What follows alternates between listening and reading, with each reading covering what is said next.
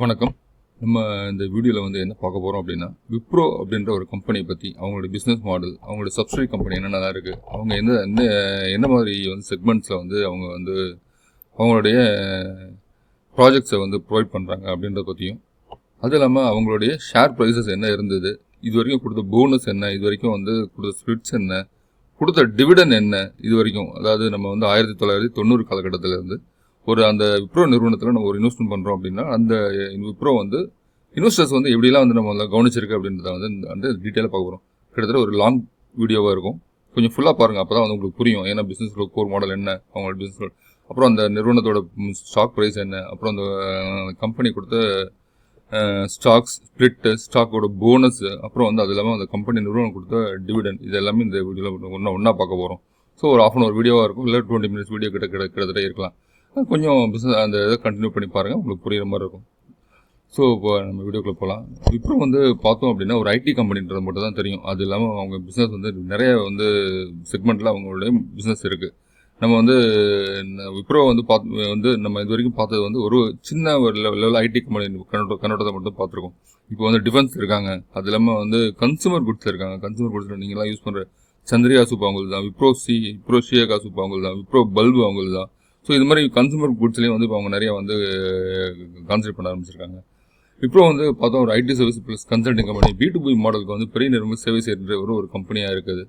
அதெல்லாம் பார்த்தோம் கிளைண்ட்ஸ் அப்படின்றது பார்த்தோம் அப்படின்னா, அவங்க எந்த மாதிரி கிளைண்ட்ஸ்லாம் அவங்க சர்வீஸ் பண்ணுறாங்க அப்படின்னா, பேங்கிங் செக்டர்ஸ் இந்த நிறுவனங்களுக்கு, ஐடி, ஹெல்த் கேர், அப்புறம் ரீட்டைல் பிஸ்னஸ் பண்ணுறாங்க, சூப்பர் மார்க்கெட்ஸ், இந்த மாதிரி உங்களுக்கு மேனுஃபேக்சரிங் கம்பெனிக்கு, அப்புறம் டெலிகாம் போன்ற துறைகளுக்கு இவங்க செக்டர்ஸ்க்கு இவங்க கிளைண்ட்ஸை அவங்களுக்கு தேவையான சேவைகளை இவங்க கொடுக்குறாங்க.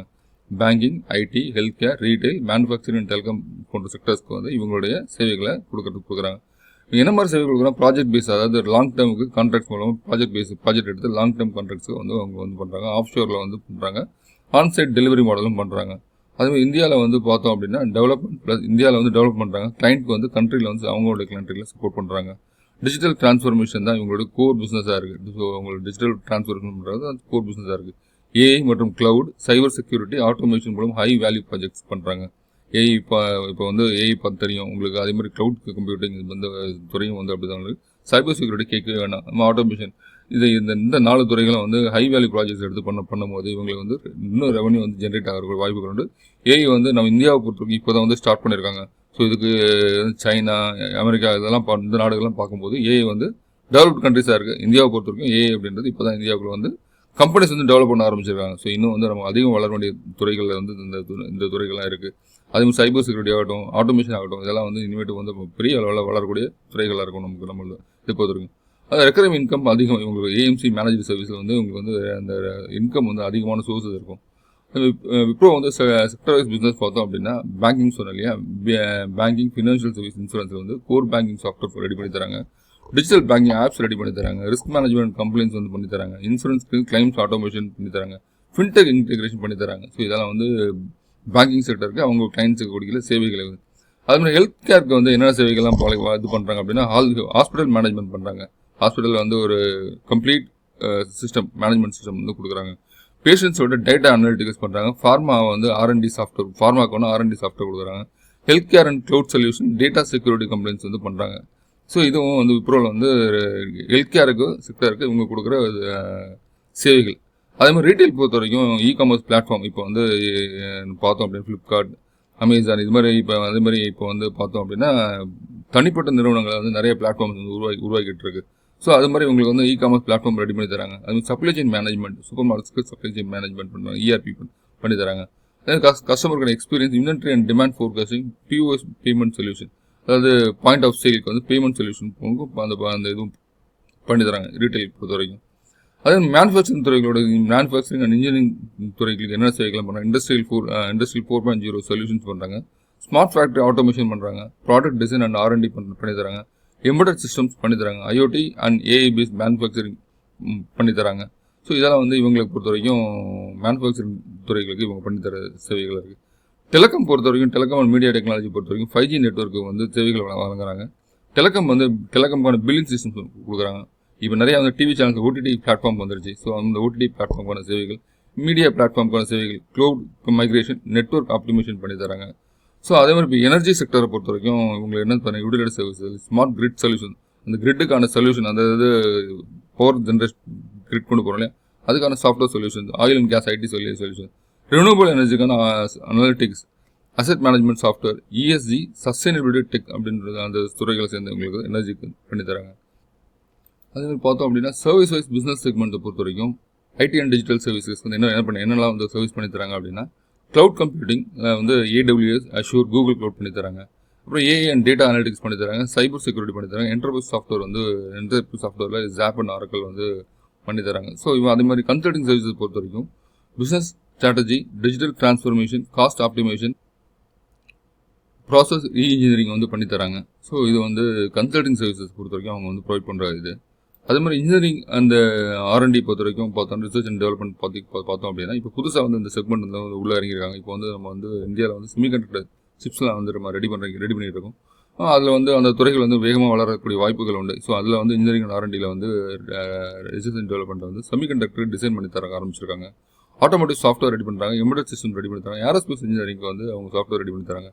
இப்போ வந்து புது இந்த ஏரோஸ்பேஸ் இன்ஜினியரிங், இந்த செமிகண்டக்டர் டிசைன்ஸ்லாம் இப்போ வந்து புதுசாக வந்து அவங்க உள்ள வந்துருக்க புதிய துறைகள். அதே பிபிஎஸ், பிஸ்னஸ் ப்ராசஸ் சர்வீஸில் பொறுத்த வரைக்கும் customer support, finance accounting, HR out sourcing, supply chain operations, இதுவும் வந்து அவங்களோட இதில் பண்ணி தராங்க. அது இல்லாமல் பார்த்தோம்னா அவங்களோட சப்சிடி கம்பெனியில் என்னென்னலாம் பண்ணி தராங்க அப்படின்னு பார்க்கும்போது ஐடி கன்சல்டிங் சப்சிடிஸில் வந்து பார்க்கும்போது கேப்கான் ஒரு சப்சிடி வச்சிருக்காங்க. இதில் வந்து பார்த்தோம் அப்படின்னா financial services consulting, banking and fintechs ஃபோக்கஸில் வந்து இது பண்ணி தராங்க. அதான் டிசைனிட் அப்படின்ற ஒரு சப்சிடி இருக்கு அவங்களுக்கு. யூஏ இப்போ யூஎஸ் டிசைன் பண்ணி தராங்க, டிஜிட்டல் எக்ஸ்பீரியன்ஸ் அண்ட் பிராண்டிங் பண்ணி தராங்க. அப்புறம் பார்த்தோம் அப்பீரியோ அப்படின்னு சொல்லி ஒரு சப்சிடி இருக்குது அவங்களுக்கு. அதே மாதிரி அதில் இந்த சப்சிடியை பொறுத்த வரைக்கும் cloud consulting, safe source and work day expert இந்த இதை ப்ரொவைட் பண்ணி தராங்க. அதே மாதிரி டாப் கோடர் அப்படின்ற சப்சிடியில் வந்து டெவலப்பர், க்ரௌட் சோர்சிங் பிளாட்ஃபார்மும், இன்னோவேஷன் அண்ட் சாஃப்ட்வேர் சேலஞ்சஸும் பண்ணி தராங்க.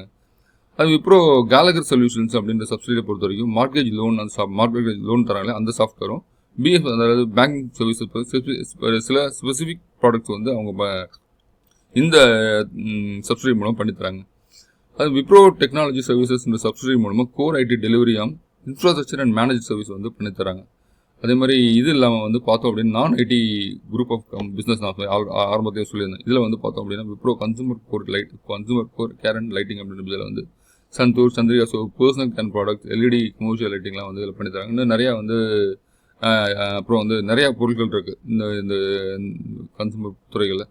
இதில் வந்து கன்சூமர் துறையில் இருக்காங்க. அதே மாதிரி விப்ரோ இன்ஃப்ராஸ்ட்ரக்சர் இன்ஜினியரிங் வந்து பார்த்தோம் அப்படின்னா hydraulic cylinders, aerospace components, industrial and green energy engineering வந்து பண்ணி தராங்க. இது வந்து இன்ஃப்ராஸ்ட்ரக்சர் இன்ஜினியரிங் வந்து ஒர்க் பண்ணி தராங்க. ஸோ இதை பொறுத்தவரைக்கும் விப்ரோவை பொறுத்த வரைக்கும் இவ்வளோ சேவைகளை வந்து வழங்கிட்டு இருக்காங்க. பார்த்தோம் அப்படின்னா விப்ரோன்றது வந்து ஒரு ஐடி சொல்யூஷன் மட்டும் கிடையாது. பேங்க்கில் இருந்து ஹெல்த் கேர் வரைக்கும், சாஃப்ட்வேர்லேருந்து இன்ஜினியரிங் வரைக்கும் உலகம் முழுக்க ஒரு டிஜிட்டல் சொல்யூஷன் கொடுக்குற குளோபல் ஜெயண்ட்டாக வந்து விப்ரோ வந்து இருக்கிறாங்க. ஸோ விப்ரோ நம்ம வந்து ஒரு தவிர்க்க முடியாத கம்பெனியாக வந்து இது வரைக்கும் ஐடி துறையில் வந்து இருக்குது. விப்ரோ வந்து நமக்கு தெரிஞ்ச வரைக்கும் ஐடி அப்படின்றது தெரியும். இது இல்லாமல் வந்து பெரிய சோர்ஸில் வந்து அவங்க வந்து கால் எடுத்து வச்சுருக்காங்க. செமிகண்டக்டர் துறைகளாக, செமிகண்டக்டர் டிசைனிங்கில், அதுமாதிரி கன்சூமர் இதில், அப்புறம் ஏரோஸ்பேஸ் இன்ஜினியரிங்கில், இதெல்லாம் வந்து இப்போ வந்து தனி கவனம் செலுத்த ஆரம்பிச்சிருக்காங்க. இதெல்லாம் வந்து இப்போ நிறைய சப்சிடி கம்பெனி இருக்குது. இதில் வந்து விப்ரோ வந்து சில சப்சிடியை பிரித்து தனிப்பட்ட நிறுவனங்களை நம்ம வந்து கொடுக்கறதுக்கு வாய்ப்புகள் உண்டு. ஸோ இதெல்லாம் நாளடைவில் இருக்க வாய்ப்பு உண்டு. ஸோ நம்ம வந்து இதுக்கு அடுத்து நம்ம என்ன பார்க்க போகிறோம் அப்படின்னா இந்த நிறுவனத்தில் நம்ம வந்து 1990 காலகட்டத்தில் இப்போ ஒரு இன்வெஸ்ட்மெண்ட் பண்ணியிருக்கோம் அப்படின்னா அந்த இன்வெஸ்ட்மெண்ட்டுக்கான ரிட்டர்ன் என்னவாக இருக்கும். ஸோ அதை பற்றி டீட்டெயிலாக பார்க்க போகிறோம். விப்ரோவை பொறுத்த வரைக்கும் நம்ம வந்து 1990 காலகட்டத்தில் வந்து நம்ம வந்து மினிமம் இன்வெஸ்ட்மெண்ட் வந்து பண்ணியிருந்தோம் அப்படின்னா இன்றைக்கி வந்து அது எவ்வளோ நமக்கு வந்து வெல்த் கிரியேஷன் பண்ணி கொடுத்துருக்கோம். அந்த ஸ்டாக் வந்து விப்ரோ நிறுவனத்தில் எவ்வளோ ஸ்ப்ளிட் கொடுத்தாங்க, எவ்வளோ போனஸ் கொடுத்தாங்க, என்னென்ன போனஸ் கொடுத்துருக்காங்க, அந்த போனஸோட எத்தனை போனஸ் கொடுத்துருக்காங்க, அந்த போனஸ் கொடுத்த பிறகு நமக்கு வந்து வர வேல்யூ என்ன, டிவிடனுக்கு கொடுத்த இது வரைக்கும் 1990 நம்ம பண்ணியிருந்தோம் அப்படின்னா அதுக்கு அந்த டிவிடன் என்ன வேல்யூ வந்திருக்கும். இதெல்லாம் வந்து டீட்டெயிலாக பார்க்க போகிறோம். 1990 காலகட்டத்தில் ஸோ இதில் வந்து நம்மளோட டேட்டா வந்து பார்த்தோம் அப்படின்னு 95 இருக்குது. ஸோ 90 நம்ம டேட்டா கிடைக்கல, இருந்தாலும் 40-50 தான் வந்து வாங்கிப்போம். நான் 50 மட்டும் தான் கணக்கு எடுத்திருக்கேன். ஸோ இந்த வேல்யூ எல்லாமே நீங்கள் பார்த்தோம் அப்படின்னா ஆஃப்டர் போனஸ் இப்போ லாஸ்ட்டாக வந்து 2025 ஒரு போனஸ் கொடுத்தாங்க. அந்த போனஸ்க்கு பிறகு வந்து நம்ம வேல்யூஷன் வந்து நம்ம வந்து பிடிச்சிருக்கோம். அந்த வேல்யூஷன் வந்து அட்ஜஸ்ட் ஆகிருக்கும். அந்த ஒவ்வொரு போனஸ்க்கும் வேல்யூஷன் அட்ஜஸ்ட் ஆகும். ஸோ வந்து 100 ரூபா இருக்கும்போது ஒரு போனஸ் கொடுக்குறாங்க அப்படின்னா 1+1 போனஸ் கொடுத்தா அது 50 ரூபா ஆகும். ஸோ அது மாதிரி இது வந்து எல்லாமே அட்ஜஸ்ட் பண்ண வேல்யூவில் வந்து நம்ம போட்டிருக்கோம். 1995 நான் எடுத்திருக்கேன். ஆனால் 90 காலகட்டத்தில் அதே 50 காசு தான் இருந்தது. ஸோ அந்த ரேஞ்சில் அந்த ரேஞ்சு 50 காசு 40 காசுலாம் இருந்திருக்கும். நான் 50 காசு வரைக்கும் போட்டு நான் எடுத்திருக்கேன். ஒரு ஷேரோட வேல்யூ ஒரு 50 காசு இருந்தது அந்த அன்றைக்கி ரேட்டில். ஸோ இது பார்த்தோம் அப்படின்னா 1990 கிட்டத்தட்ட பார்த்தோம் அப்படின்னா 1997 வரைக்கும் கிட்டத்தட்ட வந்து ₹1 வந்து வந்திருக்கு. 1997 வந்து ₹1 ஸ்டாக் வந்து வேல்யூ வந்து நமக்கு ட்ரேட் ஆக ஆரம்பிச்சிருக்கு. அதுக்கப்புறம் ₹2 எங்கே வந்திருக்கு பார்த்தீங்க அப்படின்னா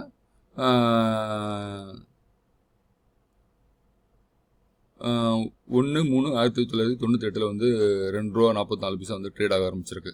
ஸோ அதுக்கு பிறகு பார்த்தோம் அப்படின்னா 99 வந்து ₹12, 98 காலகட்டத்தில் ₹6 இருந்திருக்கு, 99 காலகட்டத்தில் ₹12 வந்திருக்கு ஷேரோட வேல்யூ. 2000 ரேஞ்சில் பார்த்தோன்னா ₹62 வந்து ட்ரேட் ஆக ஆரம்பிச்சிருக்கு.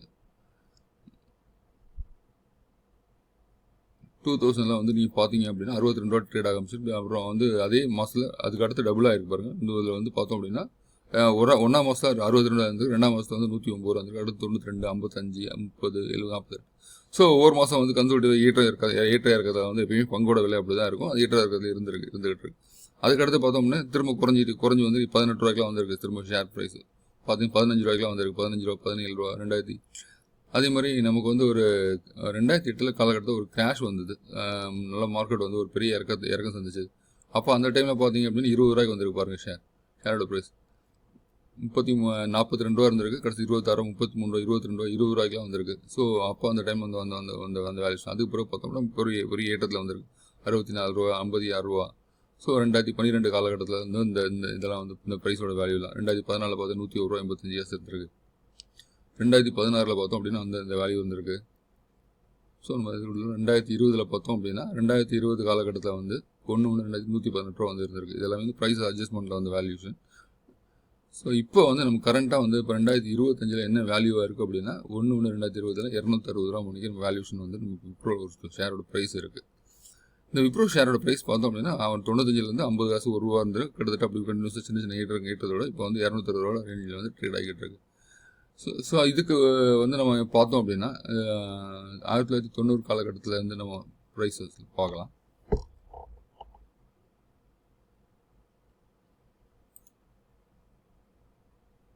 1990 காலகட்டத்தில் வந்து நம்ம வந்து போட்டிருக்கோம். அந்த இடத்துல ப்ரைஸ் பார்த்தோம் அப்படின்னா ₹3000 வேல்யூக்கு வந்து நம்ம வந்து ஸ்டாக்ஸ் வாங்கியிருக்கோம்.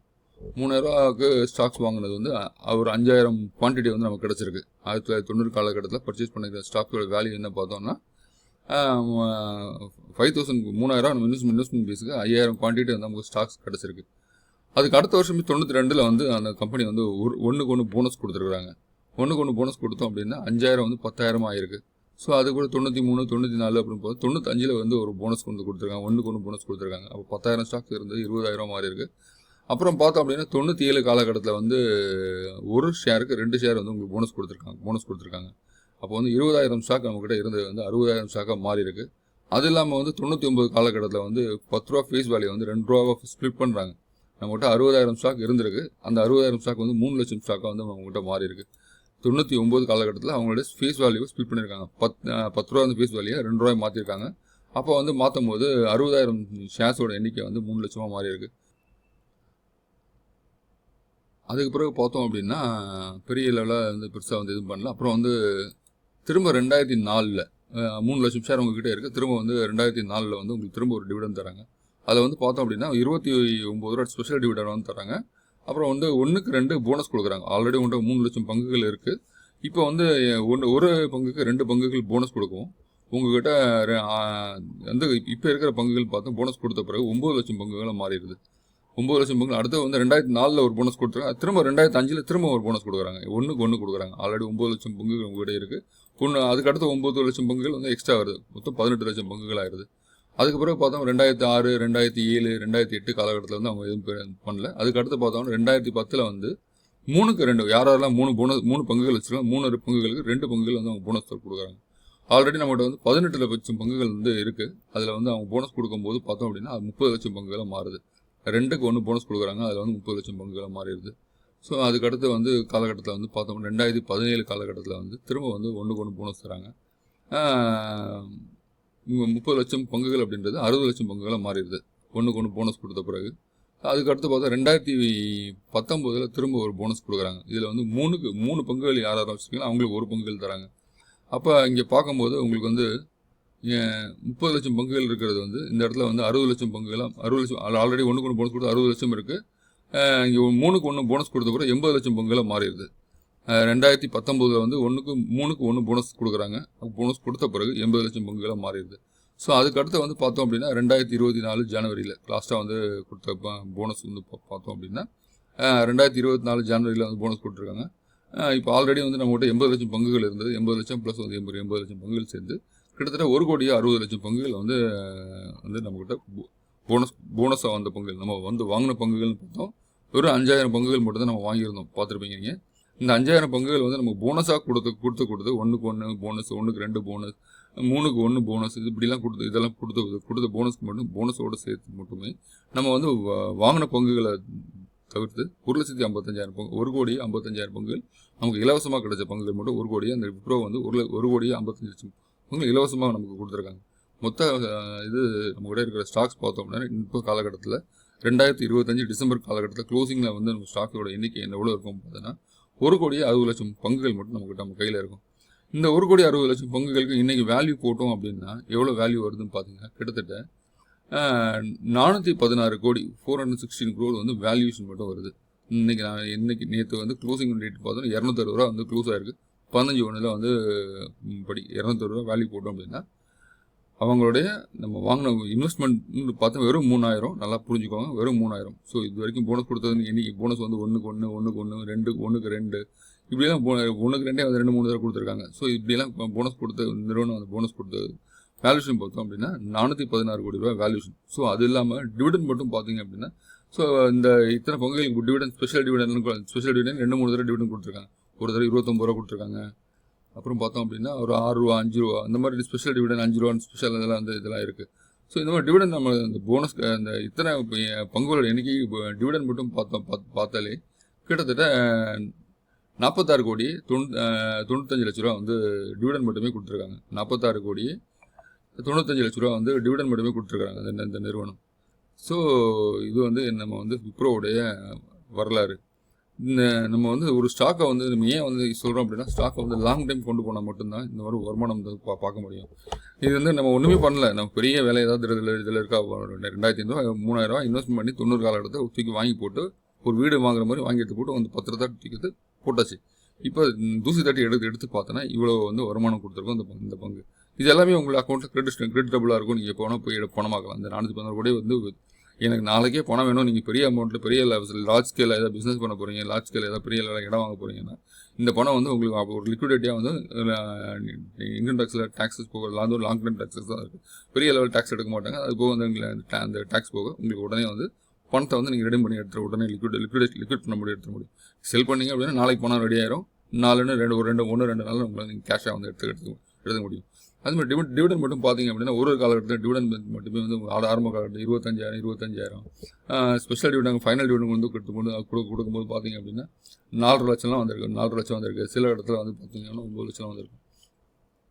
இங்கே டிவிடெண்ட் வந்து இந்த இடத்துல 4 லட்ச ரூபா வருமானம் வந்திருக்கு. இந்த இடத்துல 1 லட்ச ரூபா வருமானம் வந்திருக்கு. இந்த இடத்துல 2,61,00,000 வருமானம் வந்திருக்கு. இங்கே இந்த ஸ்பெஷல் டிவிடெண்ட் கொடுத்த அந்த டைமில் வந்து 2,61,00,000 வருமானம் வந்திருக்கு. அதுக்கடுத்து இது எல்லாமே 90 லட்சம். ஸோ ஒரு தடவை 5 ரூபா வந்து உங்களுக்கு ஃபீஸ் வேல்யூ 18 லட்சம் பங்குகளுக்கு 5 ரூபா உங்களுக்கு ஸ்டாக்குக்கான டிவிடெண்ட் கொடுத்தாங்கன்னா 18 லட்சம் பங்குகளுக்கு 90 லட்ச ரூபா வந்து ஸ்டாக்குகளுக்கு மட்டும் உங்களுக்கு தனியாக வந்து டிவிடெண்டாகவே வந்துட்டு இருக்கு. உங்களுக்கு பார்த்தீங்கன்னா எவ்வளோ டிவிடெண்ட் வந்திருக்குன்றது மட்டும் தெரியும். கடைசியாக வந்த டிவிடெண்ட் வந்து பார்த்தோம் அப்படின்னா 6 ரூபா மணிக்கு டிவிடெண்ட் கொடுத்துருக்காங்க. 9,60,00,000 டிவிடெண்ட் வந்து நமக்கு வந்து கடந்த 25 டிசம்பரில் வந்து நமக்கு வந்து கிடச்சிருக்கு. ஜனவரி 25 வந்து நம்ம பார்த்தோம்னா ஜனவரி 25 தான் போட்டிருக்கேன். அதை லாஸ்ட் நான் டிவிடெண்ட் எடுத்திருக்கேன். அந்த டிவிடெண்ட் பார்த்தீங்க அப்படின்னா 9,60,00,000 டிவிடெண்ட் மட்டுமே நமக்கு ஸ்டாக்கோட டிவிடெண்ட் வந்திருக்கு. ஸோ டிவிடெண்ட் அமௌண்ட் மட்டுமே கிட்டத்தட்ட 46 கோடி 95,05,000 ரூபா நம்ம டிவிடெண்ட் வந்திருக்கு. ஸோ இது வந்து ஒரு பெரிய ஹியூஜ் அமௌண்ட். இதெல்லாம் வந்து நினச்சி கூட பார்க்க முடியாது. இது ஏன் லாங் டைம் நம்ம வந்து நம்ம போர்ட்ஃபோலியோ பில்ட் பண்ணுறோம் அப்படின்றதுக்கு இதெல்லாம் வந்து ஒரு எடுத்துக்காட்டாக நாங்கள் சொல்கிறோம் உங்களுக்கு. இதுக்கு அடுத்தடுத்து நிறைய பங்குகள் நான் கொண்டு வர போகிறேன். இது வந்து உங்களுக்கு நான் ஆல்ரெடி பஜாஜ் ஃபைனான்ஸ் பற்றி போட்டிருந்தேன். இது வந்து 2வது நிறுவனத்தை பற்றி நான் உங்களுக்கு நான் போடுறது விப்ரோ அப்படின்றது நிறுவனம். ஸோ நம்ம எப்பயுமே வந்து ட்ரேடிங் பண்ணுங்கள், வேண்டாம்னு சொல்லலை. அதை ஹாபியாக எடுத்து பண்ணாதீங்க. ஆனால் இன்வெஸ்டிங் அப்படின்றத ஒரு பெரிய லெவலில் பண்ணுங்கள். ஒரு ஸ்டாக்கை வந்து நீங்கள் உங்களுடைய ஹோல்டிங்கில் லாங் டைமுக்கு வச்சுருக்க மாதிரி பாருங்கள். ஒரு நிறுவனத்தோட பங்குகள் உங்கள்கிட்ட இருக்குது அப்படின்னா அந்த நிறுவன பங்குகள் பெரிய லெவலில் உங்களுக்கு வந்து எப்பயுமே வந்து ஒரு பெரிய லெவலில் பணம் பண்ணி தரும் அப்படின்றதுக்கான ஒரு எக்ஸாம்பிள் விப்ரோவோட நிறுவனத்தோட பங்குகள். ஸோ இங்கே கொடுத்துருக்காங்க 416 கோடி ரூபா வந்து உங்களுக்கு வருமானம். கிட்டத்தட்ட ரெண்டுத்தையும் கூட்டணும் அப்படின்னா இது வரைக்கும் அவங்க கிட்டத்தட்ட ஒரு கிட்டத்தட்ட 416 ஒரு 46 கிட்டத்தட்ட 450 கோடி ரூபா வந்து வருமானம் கொடுத்துருக்கு விப்ரோ அப்படின்னு சொல்லலாம் எக்ஸாம்பிள் எடுத்துக்கலாம். ஸோ பாருங்கள், ஒரு லாங் டைம் வெல்த் கிரியேஷன் பண்ணுங்கள். நீங்கள் வந்து இந்த வீடியோ வந்து பார்த்துட்டு நீங்கள் ட்ரேடரா இல்லை இன்வெஸ்டரா அப்படின்றத கமெண்ட் பண்ணுங்கள். ஸோ இந்த வீடியோ பிடிச்சிருந்தா லைக் பண்ணுங்கள், உங்கள் ஃப்ரெண்ட்ஸோட ஷேர் பண்ணுங்கள். தேங்க்யூ.